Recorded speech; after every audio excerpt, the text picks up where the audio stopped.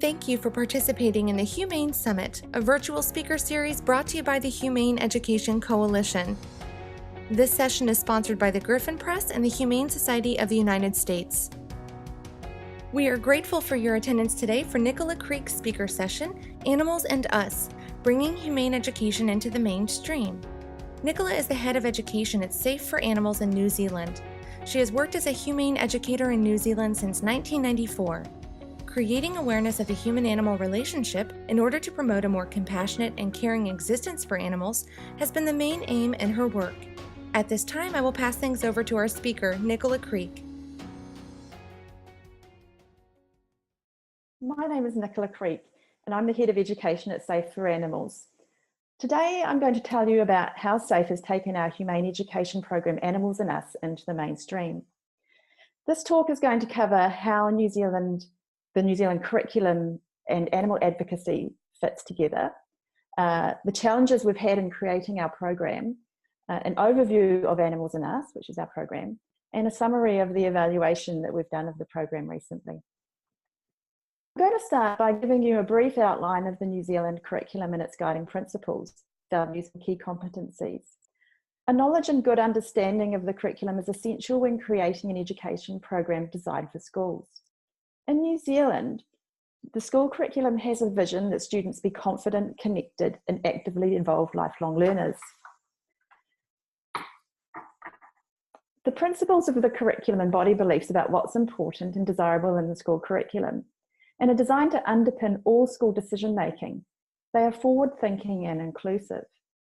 The principles relate to the formal structure of the curriculum, planning, review, etc. Of particular relevance is the appreciation of cultural diversity, valuing the histories and traditions of all people, inclusion, non-sexist, non-racist, and non-discriminatory, affirming students' identities and talents, community engagement, connecting with the students' wider lives and communities, coherence, making links across learning areas, and a future focus, looking at the future by exploring issues such as sustainability, citizenship, and globalisation. When looking at the principles of the curriculum from the perspective of human-animal studies, it's easy to identify how it can be incorporated and complement and enhance learning. The exploration of human-animal relations touches on many, if not all, of the guiding principles of the New Zealand curriculum. Almost every human culture has some form of relationship with animals, and these relationships vary depending on animal species and human culture. Animals may be treasured family members, property, farmed, consumed, idolised symbols of power, feared enemies. However, when looking at the principles of inclusion in the school curriculum, the human-animal relationship is more of an example of exclusion. While we strive for a non-sexist, non-racist, non-discriminatory world, we casually overlook the rights of animals. Our relationship with animals has massive ramifications for our future. The planet is in peril, and our relationship with animals is at the core of the problem. The study of human-animal relationships not only complements the principles of the New Zealand curriculum, it is essential to our future globally and socially. Which brings me to values, another key component of the New Zealand curriculum. These values have not been written with human-animal relations in mind, but once again can be greatly enhanced when the human-animal relationships added to the mix.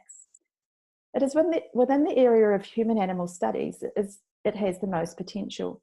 Discussions on how humans attribute and distribute value to animals is a complex and rich area of study, which also provides possibilities for personal development in regards to integrity and respect. So they encourage inquiry and curiosity, thinking critically and reflectively, diversity, cultural and inherited, equity, fairness and social justice, community and participation for the common good, ecological sustainability, care for the environment, integrity, responsibility, accountability and acting ethically, and respect for themselves and others. The abilities New Zealand students are encouraged to develop as a result of learning about and exploring values align beautifully with human-animal studies. Young people with an interest in animals and animal rights are able to be classroom ambassadors. They can help their fellow students understand an alternate set of values and the motivations behind them. Learning experience will include learning about their own values and the values of others, different kinds of values such as moral, social, cultural and aesthetic and economic values, the values of other groups and cultures. These learning experiences will develop a student's ability to express their own values, to explore with empathy the values of others, to critically analyse values and actions based on them, to discuss disagreements that arise from differences in values and negotiate solutions, and to make ethical decisions and act on them. The key competencies are the competencies that students are expected to leave school with, to live, learn, work and contribute as active members of their communities. And they are thinking, using language, managing themselves, relating to others and participating and contributing. Teachers have explored the human-animal relationship and include elements of human-animal studies into their daily teaching, not only widening the scope for new ideas and critical thinking, they are providing learning opportunities and developing capabilities in young people. Human-animal studies may still be in its infancy, but it can connect powerfully with the vision, principles and values of the New Zealand curriculum. So although not a subject area in its own right yet, human-animal studies is able to be incorporated into a number of different learning areas with the potential to meet and enhance curriculum objectives. It's probably most easily applied to English. Students can study representations of animals in literature, analyse texts and explore how and why animals are represented in the way they are.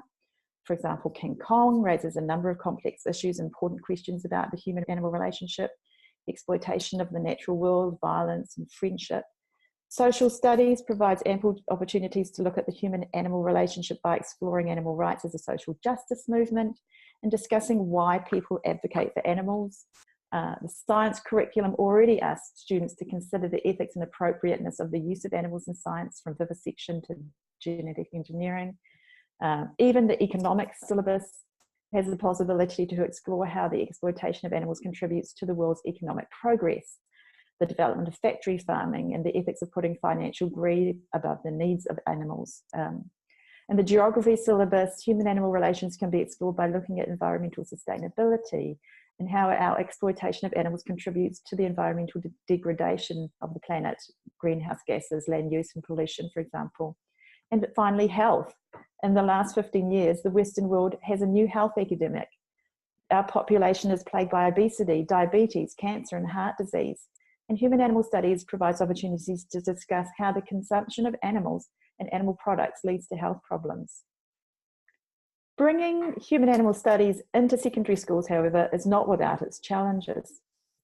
One of the challenges of creating the Safe Animals and Us program was figuring out how to bring human-animal studies and its alternative view of animals into the classroom and curriculum.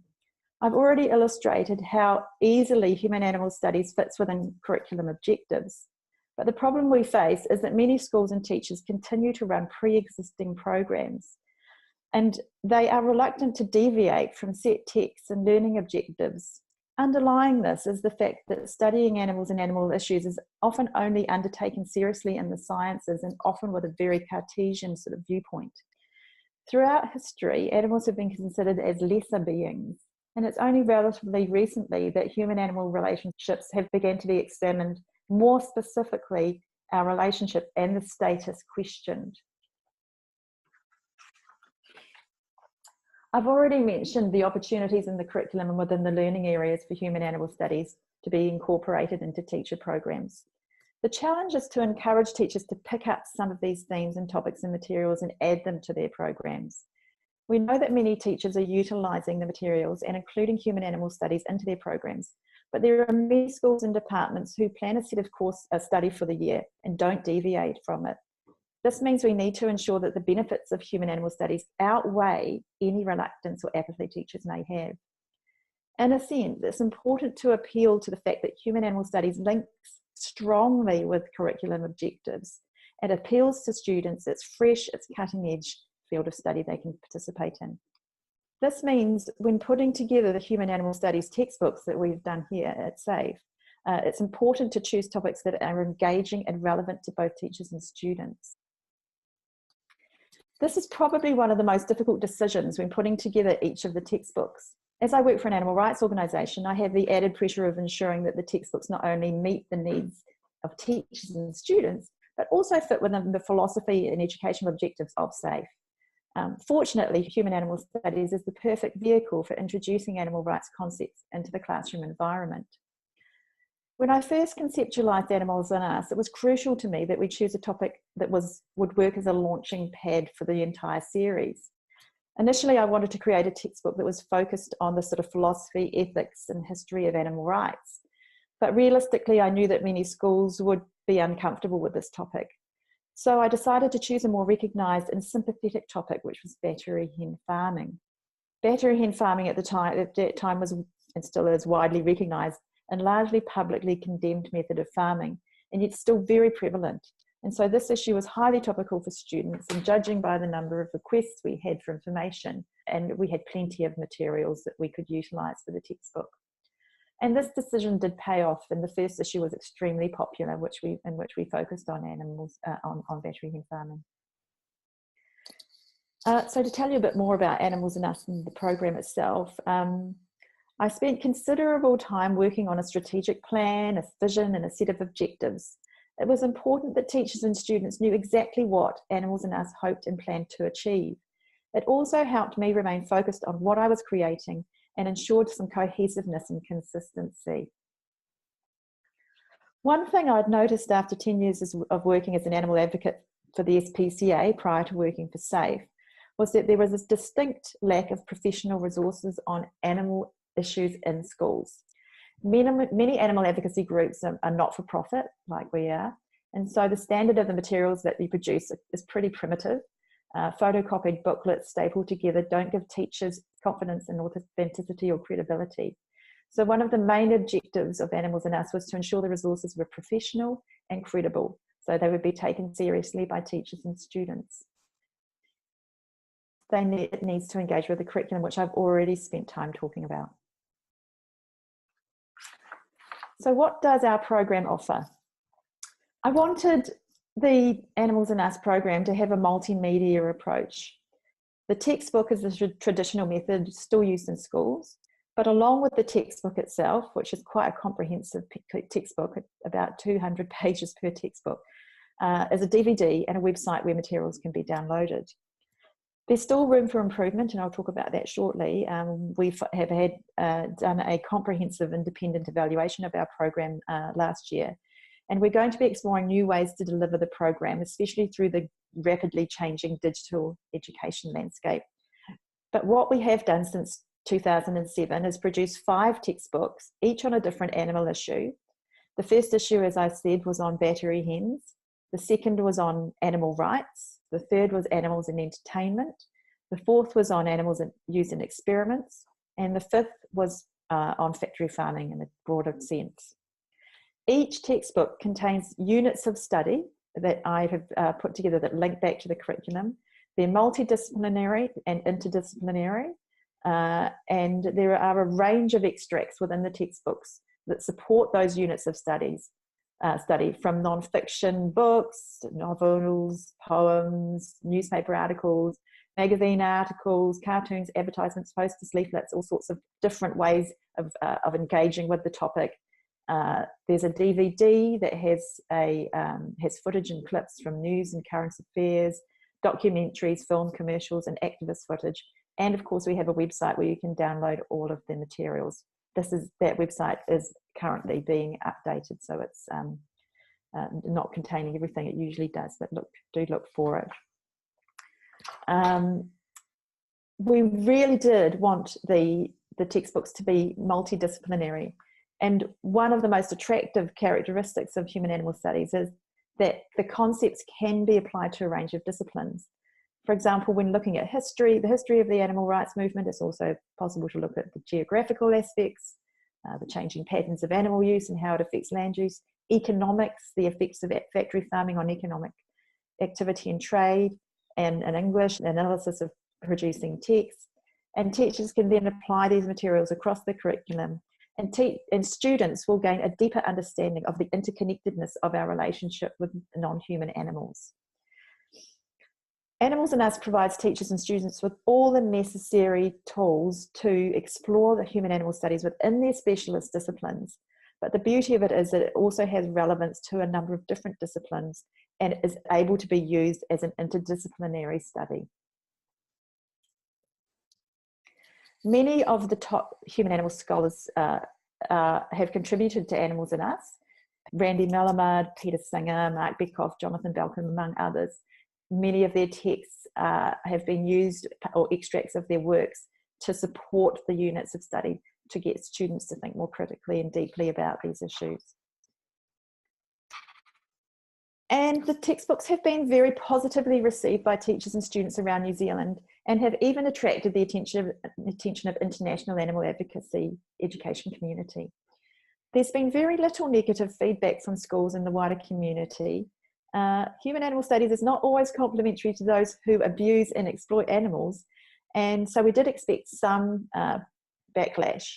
But while the first issue was on battery hen farming and did attract the attention of the CEO of the Egg Producers Federation here in New Zealand, there was no attempt to discredit it, and this was no doubt due to the fact that the Egg Producers Federation themselves produce school resources. So, as I mentioned, we did do a comprehensive evaluation of our textbook series last year. It's 10 years since the program was launched in schools, so we decided to contact an independent evaluator, Pam Oliver. And the scope of the evaluation was on awareness and uptake, the value of the textbooks, the uses of the textbooks, diversity, relevance, type of use, impacts for teachers and students, barriers and enablers, why were they used or not used, what kind of awareness there is of them, curriculum relevance, distribution, promotion, cultural relevance, etc. And in brief, the findings were that they were viewed by teachers and librarians and educators in New Zealand as highly valuable.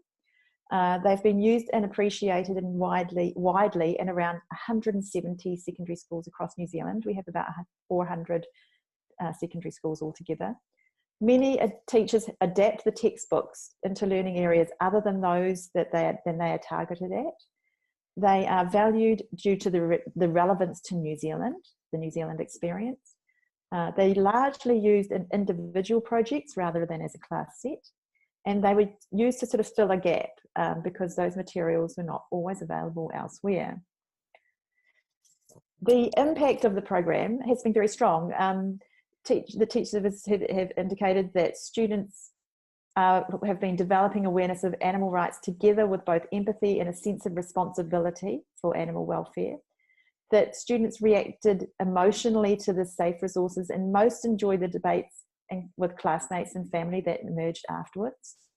Teachers estimated that about half of each class accepted the concept of animal rights versus animal welfare, and most commonly changing their diet to meat-free, and that virtually all students undertook some form of social action after exposure that's ranging from something passive to something active, many via social media. The comments about the uptake and distribution were that we align with the resources with current curriculum, as we said, but even if it didn't align as well with the curriculum as teachers wanted it to, many teachers made it fit. There was need for more strategic distribution. So that means that instead of sending copies of the textbooks to one department at the school, that we send them to every HOD, every head of department, that we promote more heavily, and that we enlist teachers to be ambassadors of our program. And the biggest thing that came out of our evaluation was that we move into the digital field, and a digital space, I should say, and that we do sort of smaller, more digital modules on a more frequent basis. So finally, it's exciting to be part of an initiative that launches human animal studies into secondary schools in New Zealand. It's certainly breaking new ground and is opening new worlds of thought to young people. And my hope that with a growing awareness of the human-animal relationship in future generations, they'll have the skills and ability to look outside the sphere of their own existence and not only recognise the animal, but have a sense of knowing that reaches over the boundaries we currently secure animals within and accepts the animal world as we accept our own. So thank you, and enjoy the rest of the event. This concludes our speaker session. Thank you so much for joining us. You can learn more here or by clicking the resource links in the summit. We hope you've enjoyed this speaker session and that you'll join us for another one soon. Please consider making a donation to the Humane Education Coalition to help us continue providing programs and events like the Humane Summit. We rely on your support to help create a more compassionate, just, and sustainable future through education. Visit hecoalition.org/give to contribute today. Thanks again.